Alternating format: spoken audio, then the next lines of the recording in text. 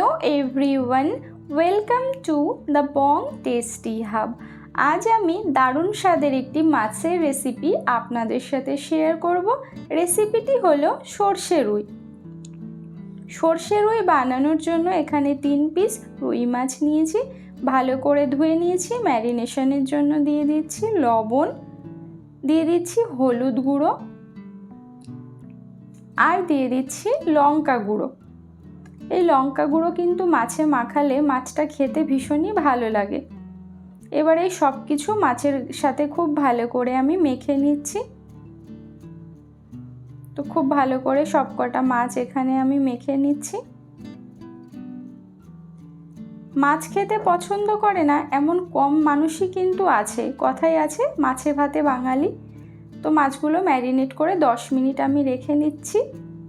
এবার কড়াই গরম করে দিয়ে দিচ্ছি সরিষার তেল। আর মাছ ভাজার সময় কড়াইটা কিন্তু খুব ভালো করে গরম করতে হবে, না হলে মাছগুলো ভেঙে যেতে পারে।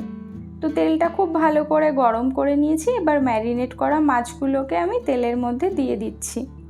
এবার মাছগুলোকে আমি লালচে করে ভেজে নেব উল্টে পাল্টে। তো এক পাশ ভাজা হয়ে গেছে, উল্টে আর এক পাশ ভেজে নিয়েছি। তো সব মাছ এখানে আমার ভাজা কমপ্লিট।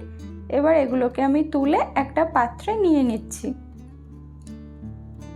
এবার ওই একই তেলে ফোড়নে দিয়ে দিচ্ছি 1/4 টিস্পুন কালো জিরে।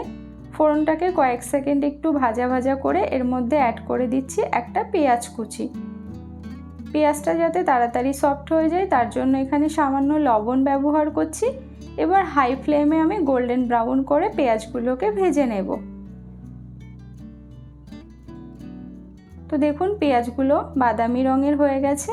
তো এখানে আমার পেঁয়াজ ভাজা মোটামুটি কমপ্লিট। এবার এর মধ্যে আমি 1/4 টিস্পুন রসুন বাটা দিয়ে দিচ্ছি। এবার রসুনটাও খুব ভালো করে কষিয়ে নিচ্ছি যাতে রসুনের কাঁচা গন্ধটা চলে যায়। এবার আমি এর মধ্যে অ্যাড করে দিচ্ছি 1/2 চামচ জিরে বাটা, দিয়ে দিচ্ছি লঙ্কা গুঁড়ো 1 চামচ, হলুদ গুঁড়ো দিয়ে দিচ্ছি 1/2 চামচ, দিয়ে এবার খুব ভালো করে মশলাটা কষিয়ে নিতে হবে। তো দেখতেই পাচ্ছেন মশলাটা এখানে আমি খুব ভালো মতো কষিয়ে নিচ্ছি। তো মশলাটা খুব ভালো মতো এখানে আমার কষানো হয়ে গেছে। এবার এর মধ্যে আমি সরিষা বাটা দিয়ে দিচ্ছি। এখানে আমি 1 চামচ কালো সরিষা আর 2 চামচ সাদা সরিষা নিয়ে কাঁচা লঙ্কা লবণ দিয়ে পেস্ট করে তারপর এটাকে ছেঁকে নিয়েছি। এবার এর মধ্যে দিয়ে দিচ্ছি স্বাদ অনুযায়ী লবণ, দিয়ে খুব ভালো করে কষিয়ে নিতে হবে।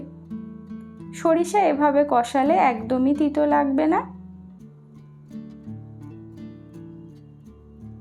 তো এখানে খুব ভালো মতো আমি কষিয়ে নিয়েছি। তো কষানো কমপ্লিট। মশলা থেকে তেল রিলিজ করতে শুরু করেছে, দেখতেই পাচ্ছেন মশলাটা খুব ভালো মতো কষানো হয়ে গেছে। এবার এর মধ্যে আমি অ্যাড করে দিচ্ছি আগে থেকে ভেজে রাখা মাছ।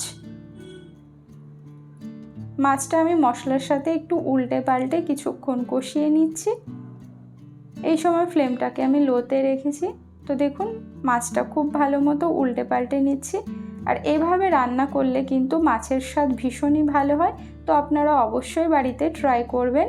এবার এর মধ্যে আমি পরিমাণ মতো জল ব্যবহার করছি, দিয়ে একটু হালকা হাতে মাছগুলোকে আমি নেড়ে নিচ্ছি। এবার ঝোলটাকে ফুটিয়ে নিচ্ছি। এর মধ্যে দিয়ে দিচ্ছি ফ্লেভারের জন্য 3টে কাঁচা লঙ্কা। এবার আমি এটাকে 7 থেকে 8 মিনিটের জন্য ঢেকে রান্না করব। তো 7 মিনিট পরে ঢাকনা খুলে নিয়েছি। তো এখানে আমার মাছটা একদম রেডি হয়ে গেছে, দেখতেই পাচ্ছেন কতটা সুন্দর হয়েছে। এটা কিন্তু খেতে অসম্ভব মজার হয়। তো আপনারা অবশ্যই বাড়িতে রেসিপিটি ট্রাই করবেন।